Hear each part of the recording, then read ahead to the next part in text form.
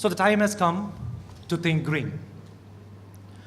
The subject of green is wide, probably confusing, and edX will take the responsibility to simplify this so we know the problem as well as we'll talk about the simple solutions that we can put into place on our day-to-day lives. edX will talk in 2009 about water, about food, about energy, about transport, and probably the most widely spoken about area of waste. Just to amplify the point, let me take you through some daring facts about the subject of water. We all know this, but we use a lot of water. The issue is, we together flush down half of this valuable resource on something not very, I would not know what word to use. Here is how we spend this valuable water. So it's probably not so smart to think if we keep consuming the way we do, we will have a world to live in the way we are living today.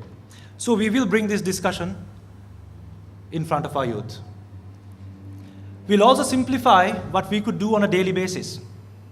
There's a lot talked about green, but there's a need for simplification. We'll talk about how you can be environmentally responsible living at home, the basics, the tap that leaks, when you shave, keeping the water open. We'll talk about just unplugging those electrical appliances. The little things makes the difference. We'll talk about the simple things like a lunch box, which sometimes we don't realize can become a major impact if we all practice it. We'll talk about giving gifts, probably replace the biscuit, the chocolates, and probably think about giving some gifts that are green. So this is the route we are taking. Now the challenge is clear, the problem is scary, but then with every challenge emerges opportunity, and that's where edX comes in harmony with our original theme of education and careers. edX will talk about an emerging green-collar worker. The blue-collar worker, the white-collar worker, and the world today is seeing an emergence of a green-collar worker. We all know about sustainable consumption. Our friends from Brandix today will tell us how the world is changing and how they are preparing for that. Sustainable consumption, you surely know, is driving sustainable organizations. There's no choice, but the companies have to go green, and it's happening around the world. This today is demanding for a green-collar worker who's got the skills, the attitudes, and the knowledge. He needs to be or she needs to be qualified. And that's where the opportunity we see coming for the Sri Lankan youth if we start acting, talking about the subject now. The consumer is changing. The consumer around the world is willing to switch their traditional brands if you offer something green. And that is not too far away in this part of the world. Talking about companies, here is Apple going green. They're talking about removing the toxic chemicals. They're talking about recycling e-waste. They're saying by 2010, they will recycle 19 million pounds. So no wonder people will switch to Apple versus any other computer if you are one of those green consumers. Now this is going not only this part of the world, I mean outside Sri Lanka, but if you look around, slowly but surely, Sri Lanka is going green.